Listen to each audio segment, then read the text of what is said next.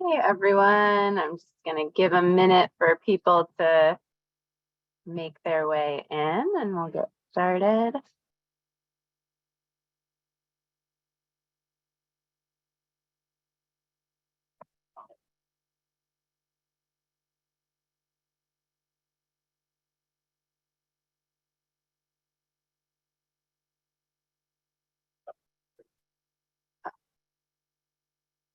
Okay.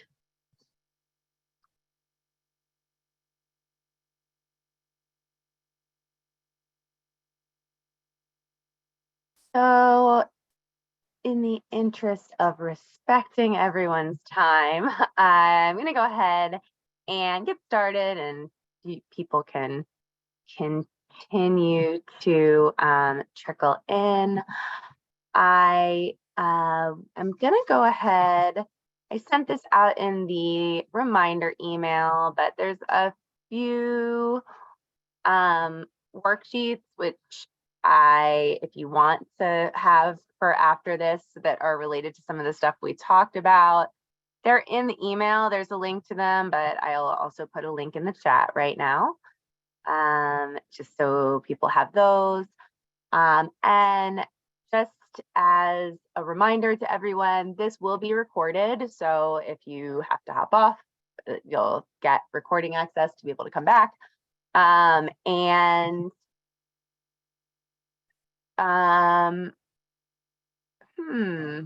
Okay, Andrea, thank you. I just saw a note. I'm curious if anybody else, if people could let me know in the chat if anybody else had a problem with the link. So I'm gonna, and I don't know if, I thought I was sending out the same link all along, so I'm not sure. But let's see. Well, I'm not sure that I can do much about that now, so hopefully people make it on. And you have to re-input email. Okay, looks like it was some mixed options. Okay. Well, I'm sorry that people had trouble with the link. I'm not sure what went wrong. It looks like there are some combinations of it worked and it didn't. Okay. Well, I am going to, okay. Oh, you have to re-register too. I'm so sorry, all. Thanks for the commitment of getting here. I appreciate it. And hopefully if other folks had issues, I'm just trying to see right now if I can possibly send out a quick email about this, but I have a feeling it might take me. Let's see if I can do this. Okay, actually I can. If everyone could just be patient, I'm gonna send that out really quickly. If it should only take me a minute, and I'll repaste in the chat the worksheet, and I'm just gonna send out the link right now, just in case other folks had problems, because it looks like there are enough people in here that had problems that I feel like it's probably safest to send a quick message out. So let me.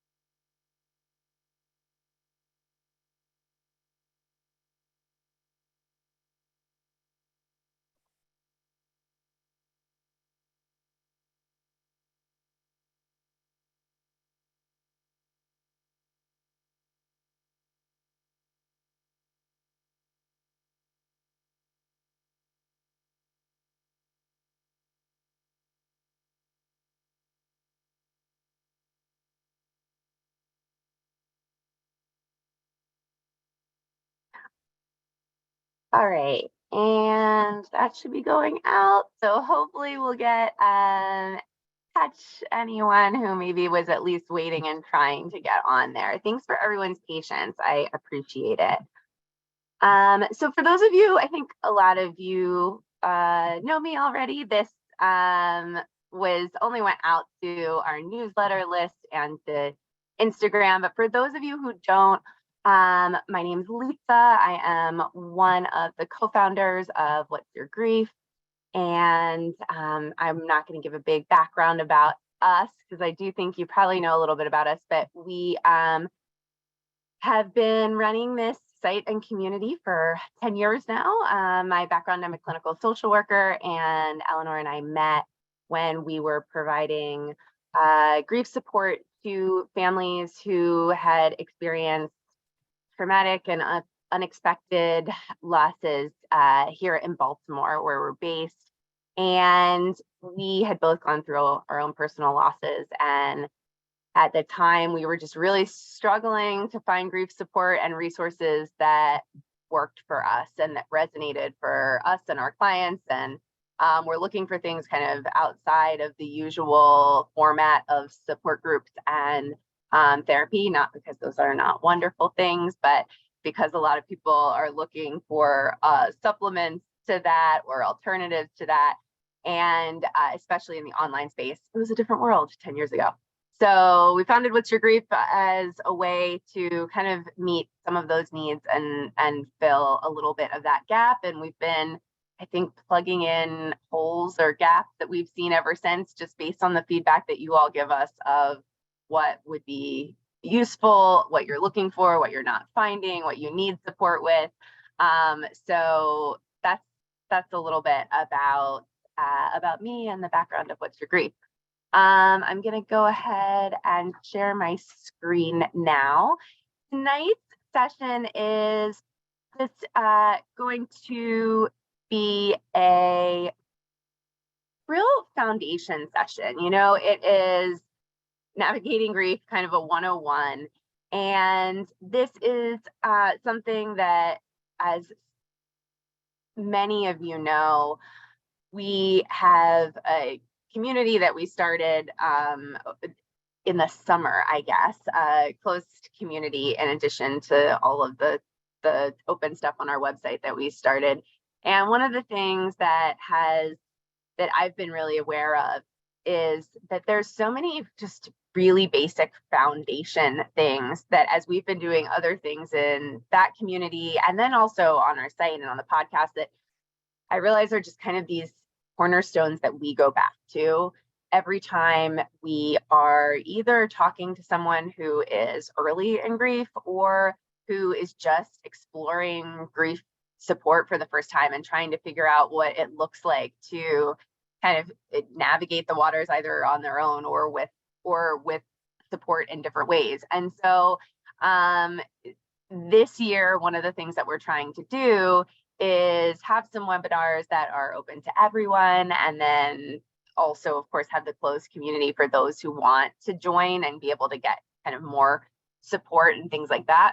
And this topic just seemed like one that we wanted to offer to as many people as were interested in it, and that we'll probably reoffer again later in the year, because I just think for anybody who is coming in a new place with grief or in a new way of exploring support, it is a helpful place to start with foundations.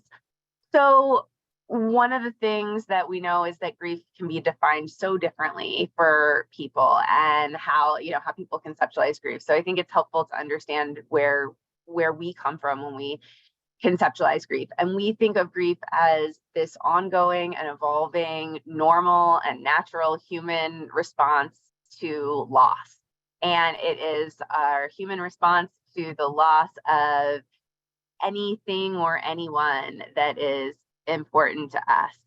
And I just see a note that the screen went black. Oh, the link is calling for a meeting code. Is it really? I copied it right from this meeting.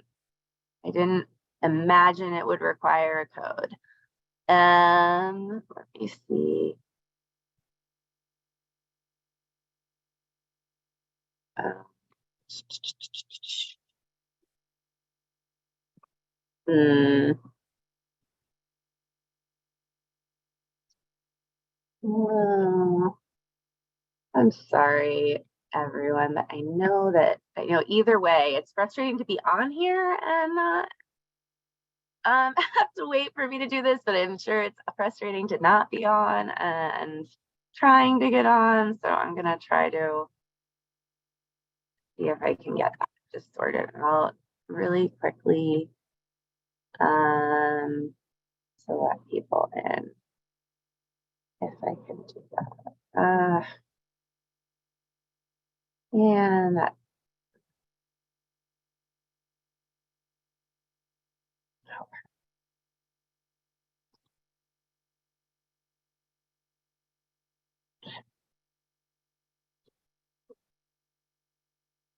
I don't understand. Copy this. Okay. All right.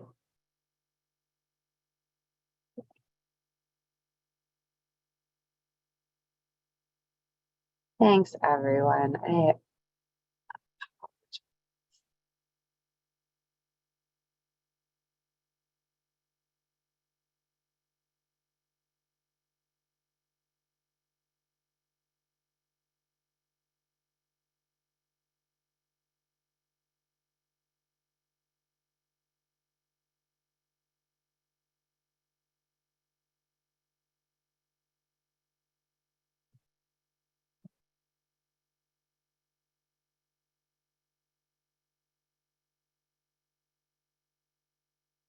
All right.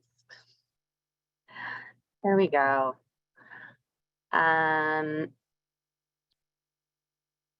Oh, and I should have said this. I think a couple people did this without my prompting, but please, though we're off to a rocky start this evening, please feel free to introduce yourself in the chat.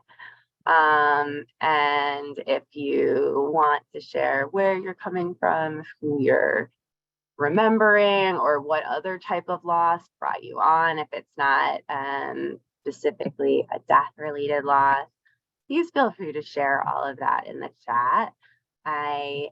If what I've sent doesn't work, then I'm just calling it. That's that's the best I can do for folks. Technology is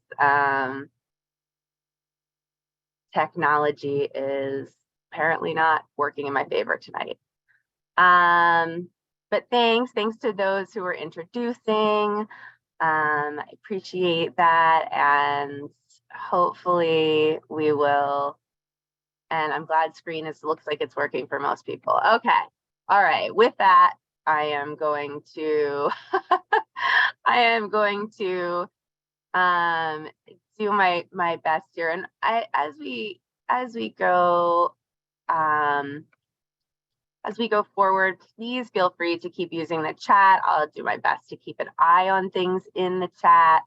And please share. I mean, one of the things that we strongly think about any session talking about grief is that we can share what we know from a professional perspective, but the thing about grief is that it is so unique to each of us, and we are experts in our own grief and learn so much from each other. So much of what's your grief is what we have learned from all of you and the many clients we've been so grateful to be able to work with over the years, who've shared with us what has been helpful and what hasn't been helpful, so that we could continue thinking about what we're able to create. So please, as we're going through, any thoughts that you have, anything from your own experience or reflections, things that have been helpful for you in understanding grief in the early days, in thinking about navigating grief in the earliest days of either grief or thinking about navigating grief, which may or may not be happening at the same time for you. We know many people come back to their losses 5, 10, 15 years later and say, I'm here digging into this now because I realized I really avoided it then, and I really didn't do the things that I wanted to do or needed to do in order to cope with some of what I was going through. So wherever you are, please share your experiences. And again, back to this, we think grief is very much this normal, natural human experience that isn't just emotional, which is how I think people so often think of grief, but it is affects all of these different domains that we'll talk a little bit more about. And it isn't just the response to that primary loss, which we're often so focused on, but it's the primary loss, the secondary losses, all of the stressors of all of the changes in ourselves and our identity and our worldview that we'll talk about today, that really lay the foundation of even understanding what we need to cope with. And when I think back, probably the most, formative losses in my life that happened when I was a child and then a teenager, I think probably the biggest misconception that I had at that time was this idea that my loss was just about and my grief was just about grieving that person who had died, and not really understanding, like, or not really thinking about all of these other areas that then became so significant. And so a lot of working with clients is that what I think about when I'm working with people is thinking about how we start from that place of understanding what the full scope and impact of our grief is, so that we can understand how we're kind of what we're trying to do as we move forward with it. So there's lots of truth, but there's so many misconceptions. And so we're just going to talk about a few things to get us on the same page that probably or hopefully will sound familiar, but that hopefully you can also think about where this fits into your own grief. The first is just understanding that grief is, of course, not uniform, that it doesn't follow a predictable set of stages or phases, and that there's no predictable timeline. It's not linear with a clear beginning, middle, and end, as much as we wish that it were. Many of us, I think, come in with that idea that grief is somehow going to be predictable. Maybe we've heard about the 5 stages and we think that that's what it's going to look like, or we've heard that it gets easier after the first year. And it can be this rude awakening a bit when we realize that it is not how we expected, that we might not be grieving in the ways that we anticipated with things like, those stage models, that it might look really different than the grief of all of the people around us, that we're comparing ourselves to the way that our grief, might look from even people who are so close to us grieving the same loss. It's so different. So we want to think about those unique differences and really just be open to our own grief experience from this place of acceptance and curiosity of our grief, however it is coming up for us, without this judgment or this trying to force it into looking like someone else's grief or looking like a model of grief. One of the studies that has always really stayed with me is a study that looked at people who thought that they were kind of supposed to be grieving in the stage model versus those who weren't. And they found that those who thought they were supposed to be grieving in stages actually had a harder time in their grief than those who didn't. And they think that that's in part because they were putting pressure on themselves for their grief to look a certain way, or thinking that they were grieving wrong when they were comparing themselves to that. And so coming from that place of a real kind of self-compassion and just openness and curiosity to our grief is really, really hard, because we oftentimes are thinking of grief as this painful thing that we're trying to kind of distance ourselves from. But often being able to think about how can I be a little more open to the place I come into it with is actually something we know serves in the long term. And just remembering that we carry our grief forward with us in unique ways, unique to all of our lives, and we carry it with us forever. It changes form, it changes shape, it gets over time, it starts to get different. There's a lot of things that change with it, in part because we learn to carry it differently, but it's always with us. And I think that is something that, we always are trying to reiterate as many times as we do things like this. No two people grieve in the same way. And part of the reason that I kind of reiterate this one a little bit this evening is because I do think part of this navigating grief kind of 101 place is starting to understand our own grief. And it's starting to do some self-assessment work to look at what are the unique things about my grief? What are the unique things about my personality type, about my grieving style, my coping style, the way I am in the world that I need to understand in order to think about what's going to really help me in my grief, rather than looking to what has helped other people or what has helped the people around you. You may get ideas from that, but one of the most important things is really being connected to our own grief to be able to think of what can help. And we know that so many people, there's so many situational factors. I'm sure all of these are things you could think of on your own that might make your loss look and feel, and your grief look and feel really differently than those people around you. And so keeping in mind some of those things, we're not going to go, through each of these things this evening, but it and many more are really, really important to how our grief plays out. One place we like to start, if you haven't heard this concept before, is helping everybody to think about where you fall in the intuitive versus instrumental spectrum when it comes to grief. One of the things that research has shown is that there's actually different grief styles, and these two common grief styles, which are not categories, they are a spectrum. So most people fall somewhere on the spectrum and sometimes shift at different times and with different losses. But there are some people who are intuitive, which is really, I think, what society expects grief to look like, or kind of that stereotypical idea of grief. It looks like more emotions, waves of emotions that we want to connect. We're expressing those outwardly, maybe wanting to explore them and connect with other people. Versus this other type of grief, which is called instrumental grief, this way of grieving. Which is often experienced very differently. So instead of emotions, it's more cognitive. So it's more about thoughts and sometimes physical experiences of grief, more thinking than feeling.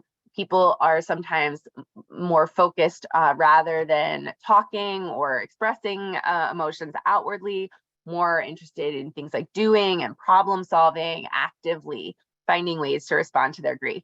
And both of these, we know, are completely normal, natural, healthy ways to grieve. The research shows that, doesn't show that one of them is more adaptive than the other. Oftentimes, though, when people in the same family are grieving differently, it can create a little bit of strain.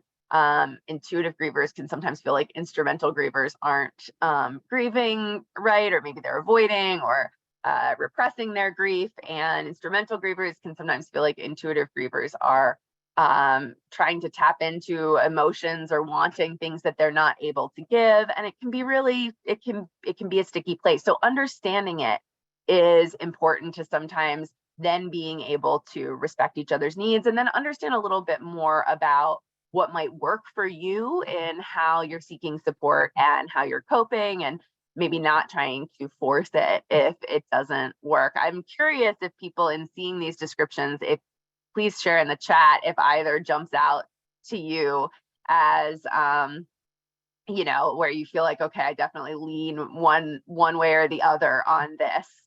The other thing I'll briefly share, because it's really important to how people adjust after things that are difficult, is this continuum of optimism and pessimism. And I think there's a lot of misconceptions about what optimism and pessimism are all about. I think sometimes people think that it's just glass half full or glass half empty, and oftentimes people think that they're quite fixed, and either you're an optimist or a pessimist, and that can't change. But what we know is that optimism and pessimism really can be learned traits, but they have a real impact on how people adjust after hard events in life, grief being one, but also any other difficult event.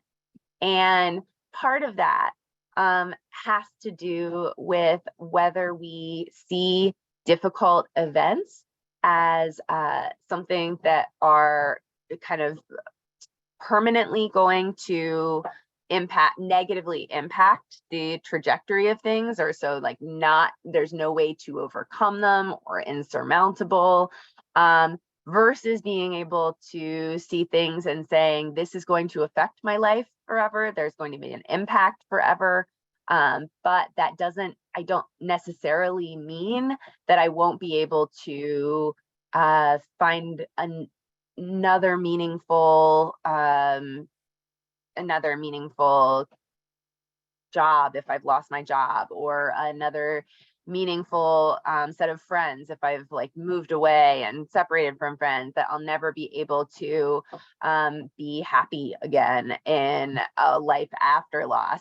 So optimism and pessimism, it's really about how we oftentimes see this long-term impact of our losses. Both optimists and pessimists in grief understand that the loss is going to be with us forever, but the optimism and pessimism often has to do more with what we believe is in our control or not in our control, in terms of being able to have meaning or purpose again, and understanding where you are on the optimism or pessimism spectrum, and where other people in your life and family may be, can be helpful. There's other things about optimism and pessimism too. We don't have time to get into all of them, but it can be helpful to think about where you are, and know that it is something that we see affect how people grieve over time.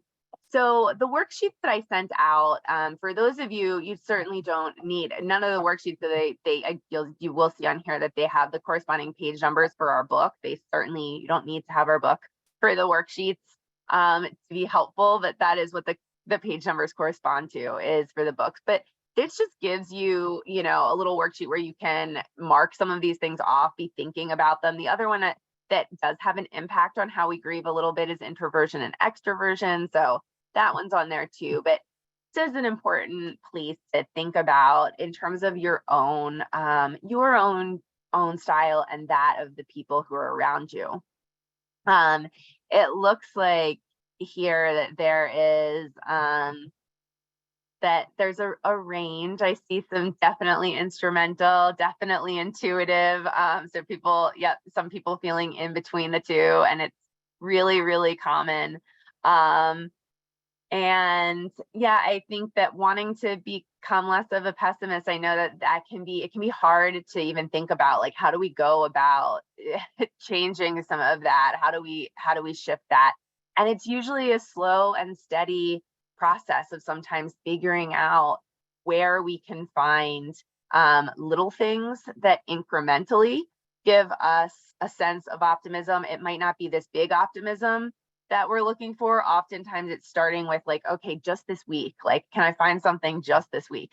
Or can I start to look at some of those areas where I keep in my head realizing that I say always or never, or all or nothing. Anytime we use that like really black and white language in our own self-talk, it's a place that's often like a little bit of a red flag to us, to say, okay, here's like that pessimism creeping up, where it's saying always or never, rather than being able to say, right now, sometimes, like, this is, and again, it's not to diminish the grief itself, right? Because it is, sometimes these things are so real and so brutal, and we don't want to be able to, we don't want to be sugarcoating them or denying them, but we do want to be able to create space to know that they can also change with time.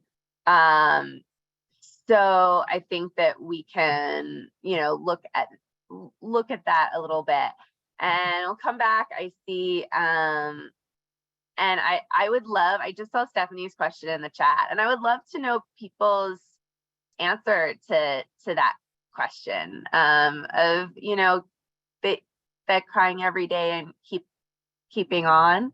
What are the things that help to have everybody keeping forward? In our last webinar last month, we talked a little bit about how there's spaces where you can start to look back and say, yes, I've cried every day. And have I also been able to look back and think about what are the things where I've had moments of peace, moments of connection to another person, moments of joy, moments of humor, the things like we can cry every day and we can also have those other things at the same time. But oftentimes when we look back, the thing that our brains love to focus on is the hardest part because that's what we're trying to survive. So oftentimes saying, I want to see the big the big picture. I want to see all of it. I want to see the tears, but I also want to acknowledge for myself the little things that have been accomplishments or things that have been joy and connection. And then think about how am I building on those? How am I thinking about leaning into those things more? And doing that one day at a time, those small things at a time, and not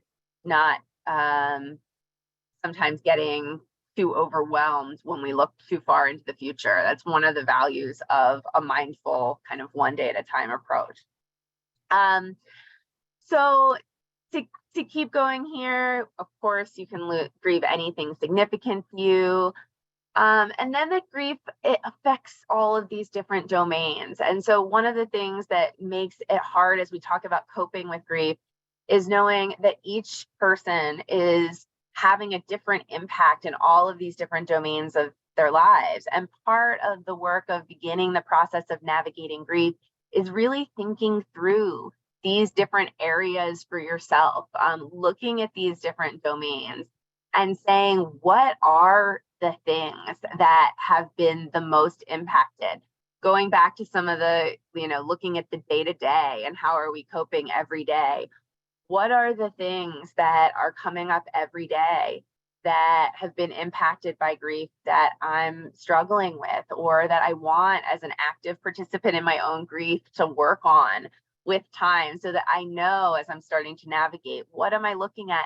And how then can I sort of measure some of my progress with those things or think about those things? So in order to do that, we sometimes have to know what they are. So going through each of those areas for yourself and thinking about what is the impact in these different domains.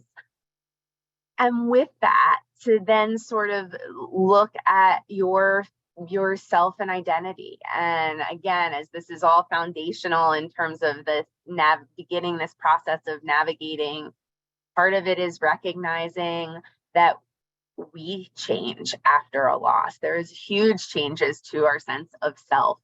And part of what can be difficult is that we're trying to figure out how to navigate the world after a loss, navigate this person that feels oftentimes like a different person than we were before the loss.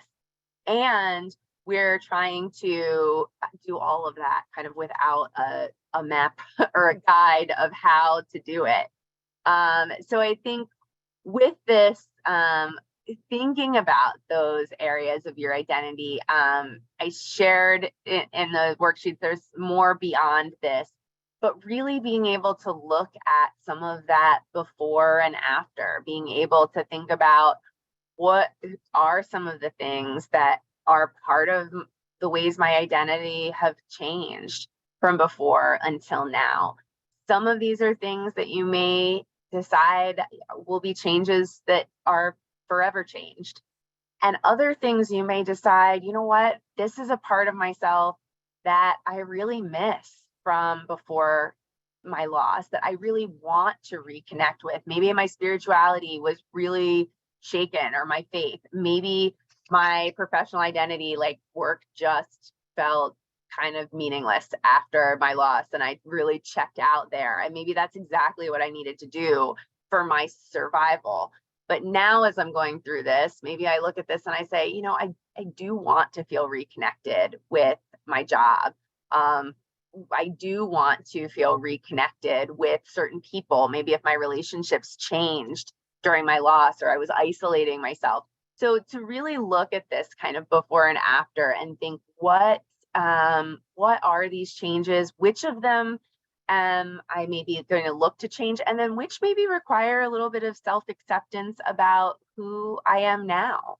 Maybe I've realized that some of these changes aren't things that will ever go back to the way that they used to be.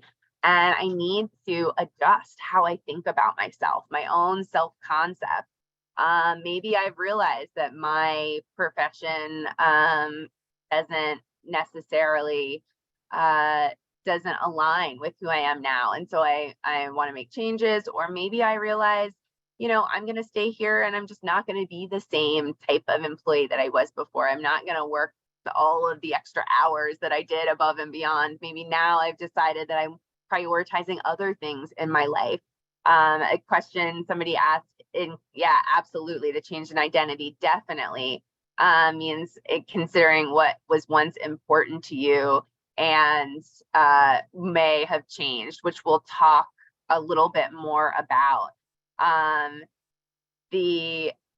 think looking at how we are kind of existentially impacted becomes really important, and we're going to talk a little more about that in a minute.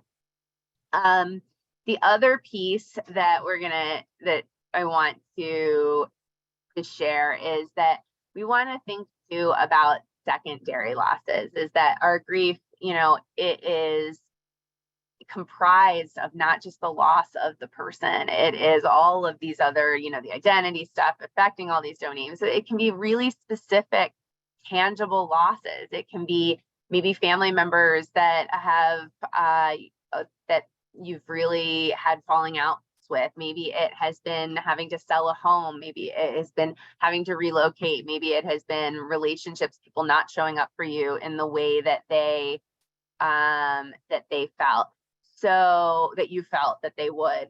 So being able to, again, navigate and look at grief begins with this process of identifying all of these different secondary losses and really thinking about those. And this can be an overwhelming process. Like if you go through and do this, sometimes I always say, like, give yourself some space afterwards to know that you're going to do something nice, that you're going to enjoy, but it really helps to look at what these losses are, because part of the process of grieving them, that stuff, it's acknowledging them. It's being able to say, these are real and significant and valid and meaningful losses that were, all come together and are all connected in my grief in some way. And so being able to kind of see all of those for what they are as we start to put together a path for moving forward is incredibly important. We're not talking about grief theory today. I put up this very busy slide just to remind everybody that there's been lots over the last 100 years that people have had to say about grief theory. But there's just two things I want to highlight today. One is that we have come a long way since the 1960s and this idea of the 5 stages of grief.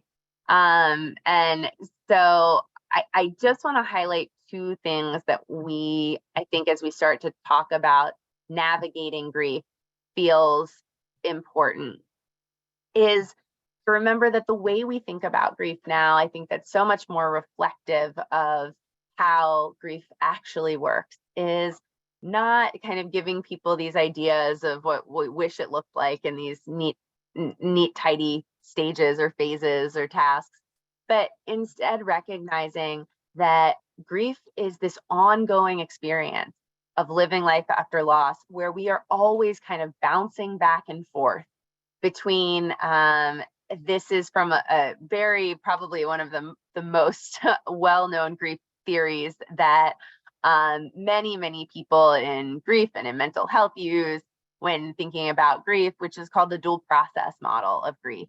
And it is that we're always just doing the work of grieving and the work of living are alongside of each other. It's not as though we grieve, and then we get back to normal and then we're kind of living life again. It's that immediately after a loss, we're trying to do the things we have to do to survive, get back to the relationships and work and all of these other things that we have to do while we're trying to also survive the loss itself. So we're always bouncing back and forth. And what they say is that we need to understand that is so incredibly normal, and that we need these healthy distractions from our grief. We need to take breaks. We need to be able to give ourselves permission to not put the pressure on ourselves to say like, okay, what I need to be doing is grieving, grieving, grieving, so I can kind of get to the other side and get back to living again. But instead, I need to be figuring out how to do both of these things at the same time, which is incredibly hard. And so we need to have kind of some of that patience and self-compassion as we do that. So these are kind of this back and forth of always bouncing between these things. And the other big shift in grief theory that has come in recent years is, of course, continuing bonds. And the continuing bonds theory was just this what seems like a simple, an obvious observation that didn't unfortunately come around until the 1990s, when a bunch of clinicians and researchers who worked in grief, who had all been trained under these models that said, okay, grief is about letting go and sort of severing our relationship with a person who died and kind of putting that in the past and moving forward in order to create space for new relationships.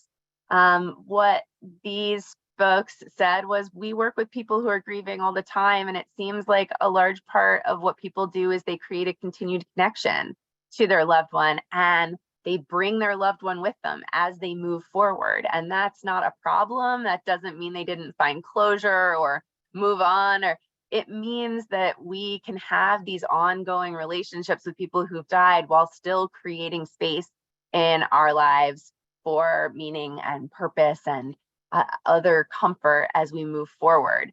And so this, it's sad to say it took till the 1990s, but this was in so many ways kind of revelatory.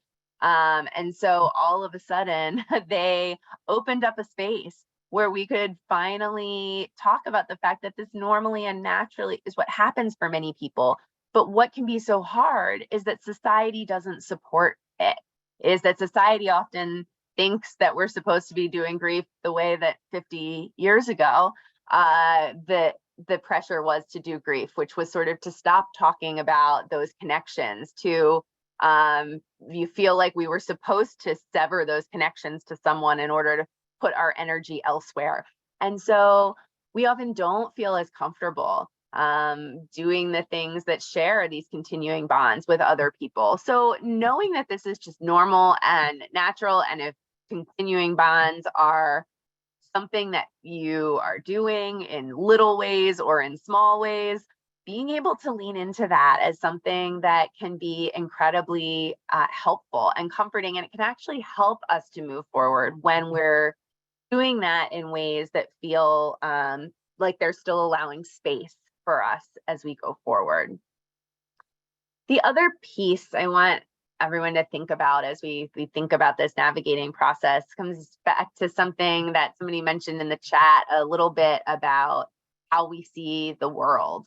And I think that this is a theory called shattered assumptions. It was Ronnie Jana-Fulman was really thinking about this in terms of trauma, but there's so much I think that is applicable to it. And when we think about grief, and what she says is that when we go through difficult events in life, part of what makes them so devastating is not just the loss itself. It's not just this person who we miss so much and who we want to be back, but it's that sometimes the loss does things that fundamentally shakes the way and sometimes shatters the way that we see the world. And she says in these three areas, it's especially significant that it might change whether we see the world as a benevolent place or as a safe place. And she says we all have these assumptive beliefs about the world that sort of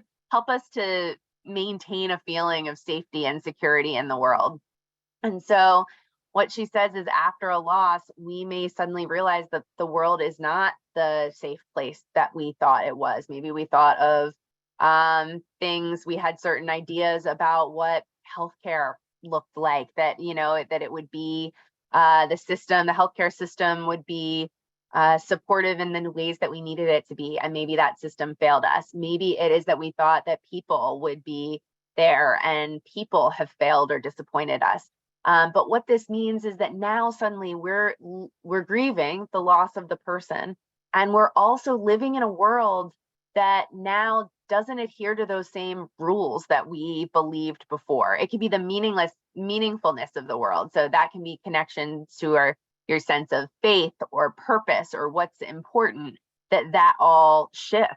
And now you're trying to navigate that. It can also be ideas about yourself, whether we think of ourselves as capable or competent in the world, whether we think that we're able to handle grief. Maybe we once thought, if I went through something like this, maybe you saw other people in your life grieving in the past, other losses, and you imagined how you'd be able to cope with it. And now it hasn't looked like that. And it's causing you to question how you'll be able to kind of push forward from here. Those are all things that can really shake our confidence and affect how we move forward in our grief. And so being able to look, at all of these areas and ask yourself some of these questions, how have my beliefs about myself changed? How's my beliefs about order in the world, meaninglessness, purpose, my belief in other people, my beliefs in safety and security, looking at all of these, any of my other worldview is so crucial for thinking about how we begin to rebuild that world. Because what Ronnie J. Bowman is going to say, or what anybody I think who's going to say, who's working off of this model, is that part of tending to our grief is going to be having to learn what it looks like now to live in a world that doesn't adhere to the assumptions that we had before our loss happened. So I want to get into a little bit about this kind of support and what we do. A lot of this has been the foundation, as I said in the description of this session. It was going to be a lot of kind of tools for self-reflection on thinking about your own grief, but want those to be able to be coupled with tools for thinking about how we get support. And we know that support can be incredibly helpful, but also that many people adjust really well to grief without getting that support, as long as they have normalization, validation, and social support. One of the things that's tricky, though, is many of us don't have that normalization and validation and social support that we need from our support system. And then, of course, some people, even with that, still really, really need that professional support to be able to just figure out how to navigate this, how to get through the day-to-day. So being realistic with yourself of saying, okay, where am I in terms of how I've tried to adapt? And if I'm struggling to adapt on my own, is there professional support that could be helpful? And there's a lot to, of questions that often come up. Who do I see? What are the goals of, counseling? How's somebody going to help me? And we can't answer all of those questions here, but we're always happy if you have questions, if you're looking for support and you're not sure how to navigate finding a therapist or looking for somebody, please feel free to message us about this. And we have some resources that we can send you to give you some ideas. But one of the things I always tell people, to understand about grief counseling that can be really helpful is it can kind of shift you from that, help to shift you in working from that survival place of just, okay, I'm coping and just trying to survive the day, to thinking about how am I going to change this to adapting over the long term. And that's not something that's going to happen right in the earliest months of grief. That's something that for most people doesn't start really happening until that second year, when we look up and are able to say, okay, now I'm out of this first year and I have to figure out how do I begin to adapt in a different way outside of this kind of survival space that the earliest days of grief have been. And so counseling is a place that can help you to do that. And there's, a lot of different benefits and considerations that make it unique to each person. But one thing that I will just share is that, like I said, most people adjust really well after a loss without counseling, as long as they have that normalization, validation, and social support. But they have done some research that has shown what are some of the things that can get in the way, that if you see, okay, this is really maybe part of my own grief, these are some of the things where they've said, professional support can really be a help, because it can mean that adjusting is just a little harder for you than it would be for somebody else. So if there's a lot of doubting yourself or self-blame involved, that's a place where this can happen. If there are a lot of ingrained misconceptions about grief, so if no matter how many times you hear me or somebody else saying, don't judge your grief, you're doing okay, self-acceptance, that you feel like you still need to just get over it and you should be grieving differently, like grieving in another way. If misconceptions about you're going to get back to normal and it's going to be exactly the same, that can get in the way. Ruminating about imagined alternatives. So if you find yourself really spending a lot of time in that if only place, not just in passing, not just in the way that we all have so many days of thinking if only they were still here or they would have loved this, but if it is to the point where you feel like you are spending more of your time in that if only space, sometimes people will lose hours of time just, daydreaming of that if only, that can be a space where it can be hard to create room for how we move forward when so much of us is consumed in that space, and where support can really be helpful. Anger, anxiety, and bitterness, feeling really fixated on the death being unfair or unjust. It may have been very much unfair or unjust. It's not about denying that. Many of us have had losses that we would say were very unfair or unjust, but it's again where it's consuming to the point that it's not allowing space for other things.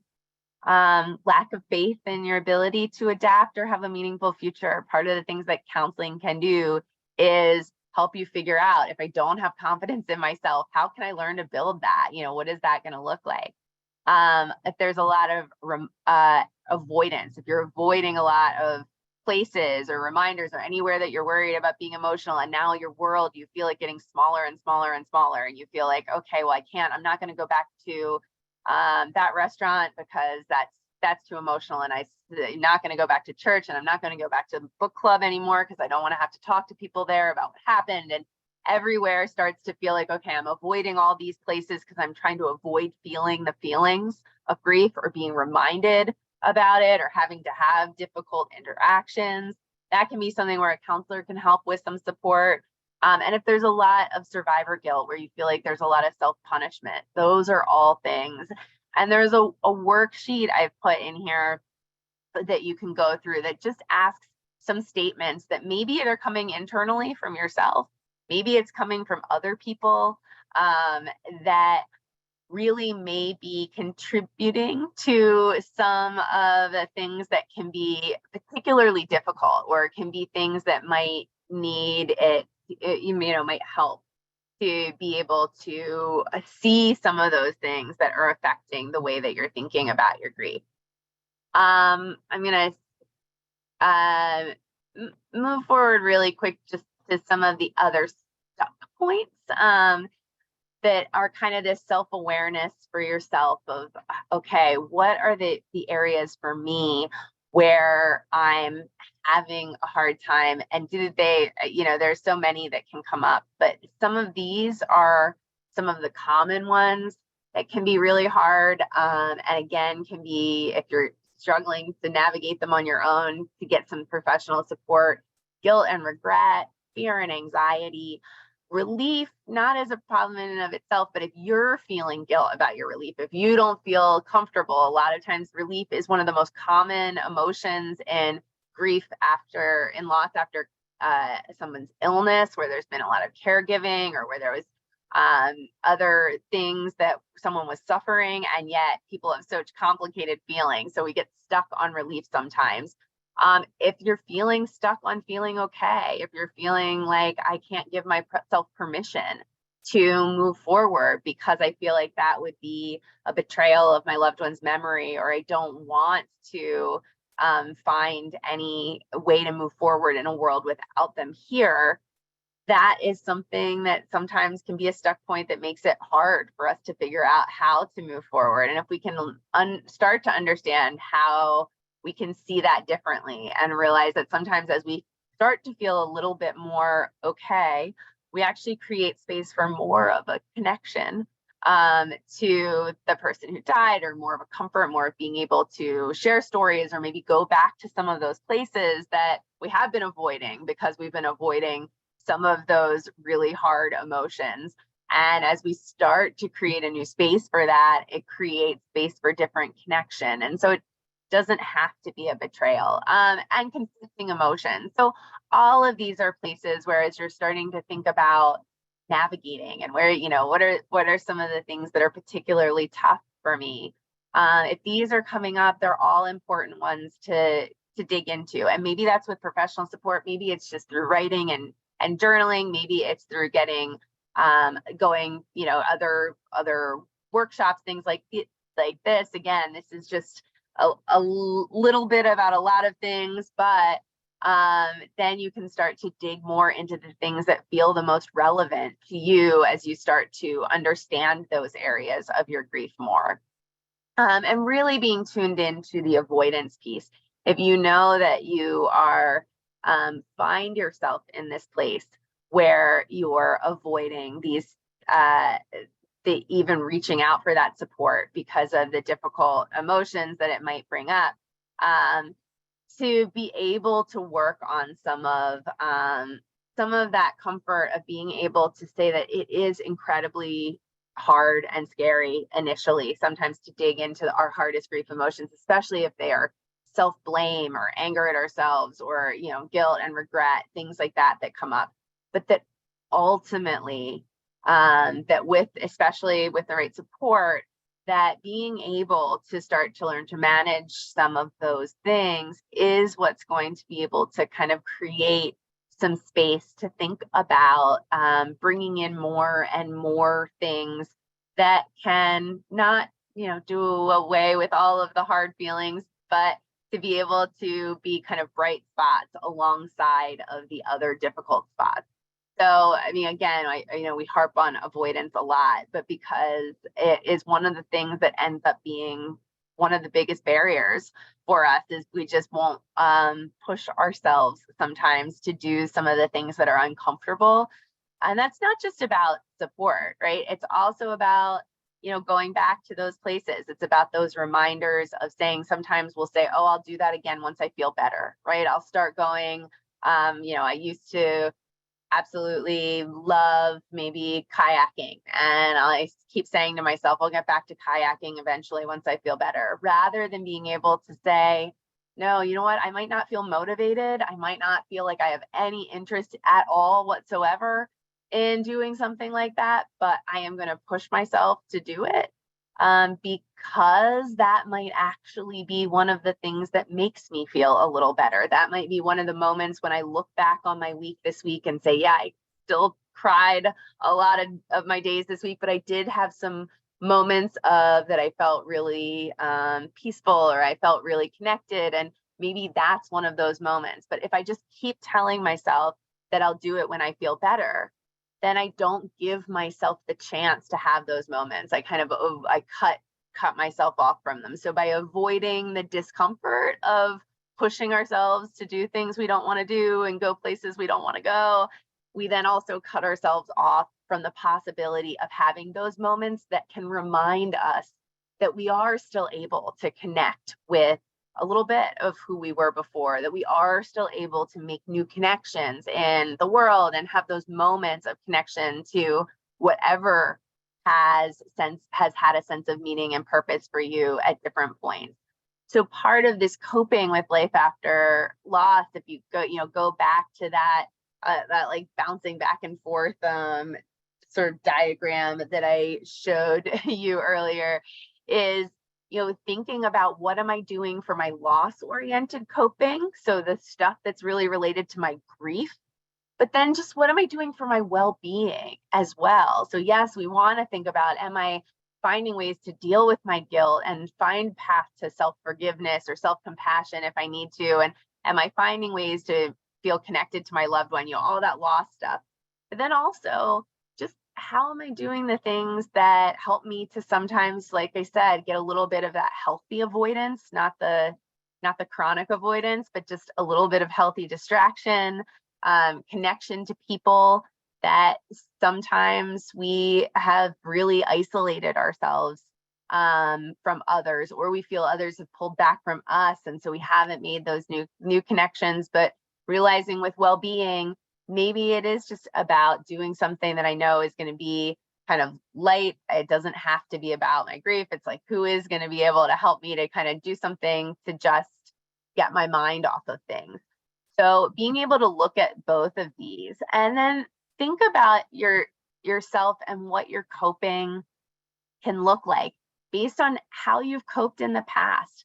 Maybe this has been by far the most devastating thing that has ever happened, but you can still often learn a little bit from difficult but less devastating things that you went through in the past. What were the things that finally helped? Who were the people? Are there ways when you look back on those things where you think, oh, if I had known this, then that might have helped me, that you can kind of use to inform where you are now? Certainly our preferences change, but it can be helpful to at least look at each of those things, knowing what your preferences were, knowing what some of your strengths are, and knowing that oftentimes, there is not just one way for us to cope with grief. There are certainly the emotional pieces that I think people always go to, right?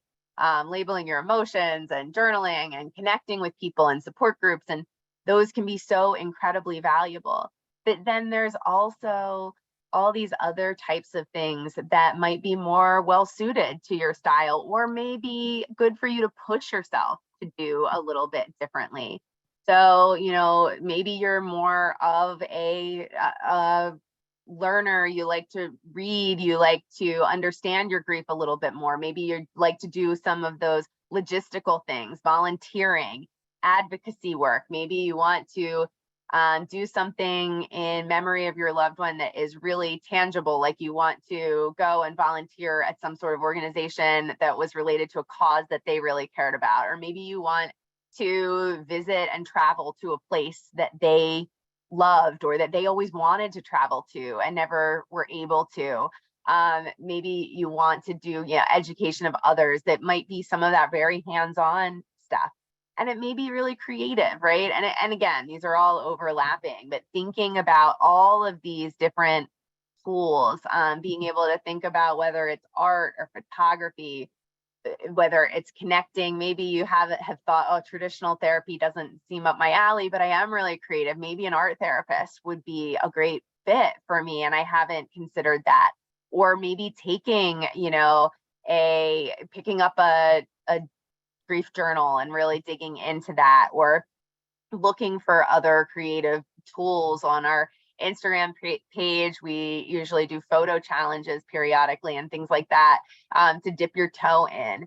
If that's something, you can look at some of the old ones there. We have a free course on grief scrapbooking or art journaling, that is, if you really want to get some great prompts that can help you, that you could use for art journaling and scrapbooking, but that you could also use for really any sort. They're just prompts that could be used for all sorts of different artistic expression. So thinking about those different ways that you might be able to dip into different areas of coping related to your grief. And then really thinking about what your support needs are. One of the things that we hear the most from people is that there is, people said, let me know what you need. And I didn't know what I needed. And so people get frustrated on both sides, right? Because people don't know what to offer and people don't know what they need. And part of what can be hard is that it is genuinely hard to know what our needs are unless we spend some real time reflecting on what are our needs, as part of why we think that the process of navigating grief is a little bit of this tedious process of self-reflection of all of this stuff that's going on in our identity and these different domains and the practical stuff and a little bit about our personality styles and all of that. is that that helps us to then see what our needs are, so we can figure out how to seek the kind of support that we need and ask the people around us what we might need from them or how they might be able to help us. Oftentimes people want nothing more than just to know what to do that could be helpful, and the thing that's so hard is that we don't know what those things are. So being able to look at this, this is just give some, this isn't all of them. There's another page on there as well that of just thinking about these different needs that you might have. And if you go through these, you may go back and then look at it and say, are there people in my life, who'd really jump out that might be able to help me? If I'm really in this remembrance place where I'm feeling like I really want to be able to remember and share memories and reminisce about my loved one and get photos and stories, and yet the people in my immediate family or immediate, group don't seem to be connecting with that. They're grieving differently. That's not what they're looking for. Then maybe I push myself out of that normal circle and I say, are there people further out? Are there other friends of that person? Are there people I can reach out to who maybe they're not going to be my go-to everyday people for all of my needs? They might not be that, but they might be people who, have photos I don't have of my loved one, who have, stories to tell me that I haven't heard, or are people who are old friends that I could, reconnect with about some of those things. If it's, any area, practical relationship, but just going through and thinking for myself, what do I really need in each of these areas as I start to move forward? And it can be hard, I know. But giving yourself a little bit of time with it to push yourself to see what you can come up with in these different areas. And then, one of the things in this process of navigating that I think we always want to remind everybody is just, measured conceptualizing progress, is that we so often are comparing ourselves to who we were before the loss, or who we're trying to get back to being, what we're aiming for. And in doing that, we oftentimes miss the progress that we are making. Part of why, if anybody was here for last month's webinar, when we talked about grieving in the new year, and I gave everybody a workbook for that. And so much of that workbook was about reflecting back on the previous year. And I do that because oftentimes we miss this progress that we make. We miss these little things. We don't measure ourselves against the lowest, darkest, worst moments. We oftentimes are measuring ourselves against this idealized place. So trying to give yourself credit for those little things. And that's where sometimes these week to week goals can be so helpful, of an intention for the week, where this is not sort of big, grand, life changing things, but just being able to say, what would give me some moments of connection this week? What would give me some moments of hope this week? What's one thing I can push myself to do that maybe I've been avoiding, but that I used to love doing and I just haven't had the motivation to do? And so I just haven't pushed myself, that I can push myself to do this week. And then I can reward myself for doing it. One of the things that is challenging is oftentimes it feels like, why would we need to reward ourselves for doing something we used to love to do?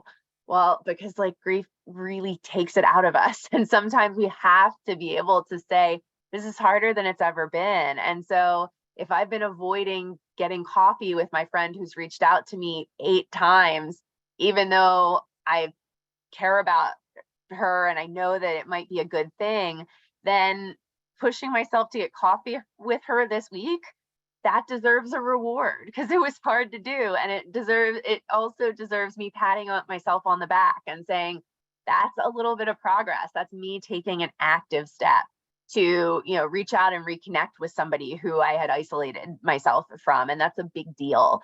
So sometimes being able to look at that becomes so important as we move forward, and it gives us a little bit more motivation to be able to do it again next week, to say, all right, I managed to get out to coffee last week. I did that thing. I managed to reach out to somebody. What can I do this coming week that might be one small thing that then we start to build from? And from that, we can start to see what are the things that are reconnecting us with our values, and helping us to be able to sort of feel some sense of connection to who we were, and who we want to be as we move forward with our loved one's memory. So this has been the very, very, very kind of 101 of a lot of introduction to a lot of different topics, but that just we think are so important for everybody to think about and reflect on as this first step into then digging more into navigating. I'm going to send out a recording of this, but I will, and I may re-record it since we got off to such a rocky start. But it'll be the same content. Maybe I'll just be a little less flustered. But then I'll send some resources for each area. I'm going to send a page that has, if you resonated with either emotional, creative, or rational, I'm going to send pages for each one of those with a bunch of additional resources and ideas and, articles and things that you can read on there. Some of the things that we talked about. I'm going to send some follow-up resources to some of the other concepts that were in here if you want to dig more. And then if you found us here, you probably know how to get in touch with us, but we have podcast episodes and articles that go a lot more deeply into things, and we're happy to answer questions about looking for support, looking for resources, anything like that you might need. For folks, I know some of you here are folks from the professionals community, but if there is if anybody is interested in getting more support, we have a professionals community, a griever community. We also have a professionals community, but my brain isn't working today. And that has a huge range of participation. So there's a forum where you can talk to other people and kind of have a little bit of what's going on in the chat, of being able to connect with people in the forum. But then we also do sessions where we do community writing, where we get on and we write together, and then talk about how that went.